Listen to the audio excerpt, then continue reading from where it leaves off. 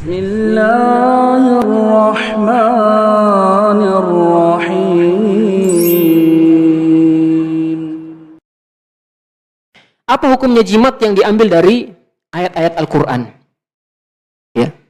Misalnya bapak-bapak tulis ayat kursi, kemudian dilipat, disimpan, kemudian buat jadi jimat. Apa hukumnya? Para ulama berselisih di sini. Ya.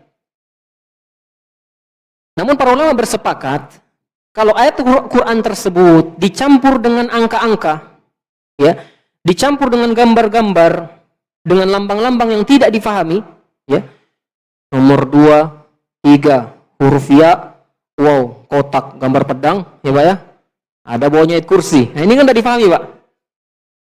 Maka sepakat para ulama yang seperti ini haram.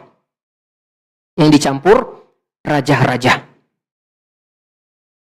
Namun kalau dia murni Quran, murni misalnya Al-Fatihah, murni ayat kursi ditulis, dijadikan jimat, tetap tidak boleh. Kenapa?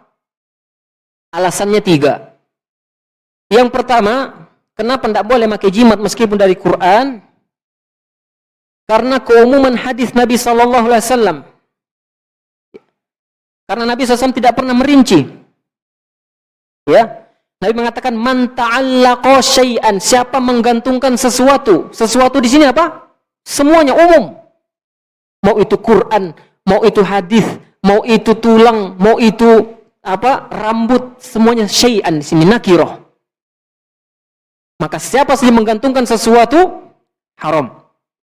Karena Nabi SAW tidak merincinya. Seandainya Nabi SAW membolehkan Quran, Nabi mengatakan man ta'allaqa syai'an. Ya, siapa yang menggantungkan sesuatu kecuali Quran. Tidak ada begitu hadis. Ya, Nabi mengatakan secara umum semuanya tidak boleh. Yang kedua alasannya,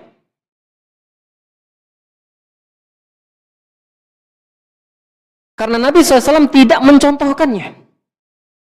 Di zaman Nabi sebagian para sahabat sudah nulis Quran, tapi tidak didapati ketika perang Badar.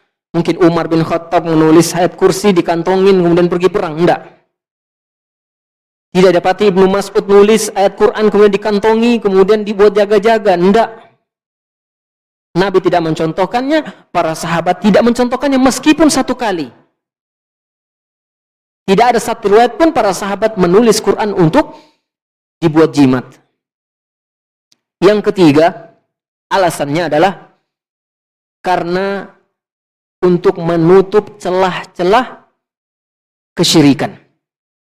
Sekiranya ini dibolehkan Pak, nanti kita nggak bisa ngingkari orang yang pakai jimat. Ente pakai jimat kah? Bukan, ini kok Quran isinya. Nah Pak ya, nggak bisa kita ngingkari lagi. Jadi samar. Ya, ada orang anak-anak kecil pakai benang hitam di pinggangnya. Kita nggak bisa ngingkari. Enggak, kok ini Quran lah. Pernah suatu hari, Ustadz kami cerita, ada temannya orang Afrika, dia kumpulkan orang-orang Afrika yang pakai jimat. Kumpulkan. Katanya orang ini, siapa yang jimatnya Al-Quran murni, ku kasih hadiah. Maka orang Afrika bukain semua jimatnya Pak ya.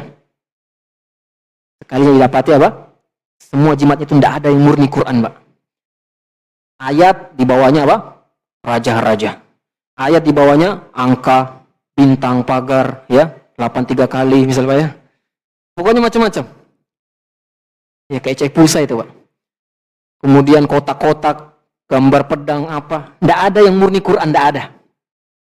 Maka mengatakan sesungguhnya ayat-ayat Quran itu dijadikan jimat. Itu cuma kedok. Pakainya bilangnya Quran, padahal belakangnya raja-raja Pak. Ini khonifillah rahimani, rahimakumullah. Kemudian alasan yang lainnya, jika dibolehkan, maka ini pelecehan terhadap Quran. Orang pakai jimat Pak, Quran dipasang di badannya, dia pergi ke WC. Ya, ketika dia safar, dia pakai buat buang air besar, dia bawa buang air kecil. Kemudian dia berkeringat dan seterusnya.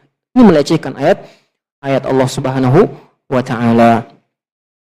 Ini khonifillah rahimani, rahimakumullah. Oleh karenanya para ulama mengatakan jimat itu lebih hati-hati, tidak usah dipakai meskipun dari Al-Qur'anul Karim. Sudah, tawakal saja kepada Allah, hidup kita akan tenang.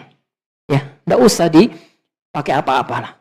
Karena sudah terbukti dari zaman ke zaman, orang yang hanya menggantungkan kepada Allah saja hatinya, dia adalah orang yang paling bahagia di muka bumi ini.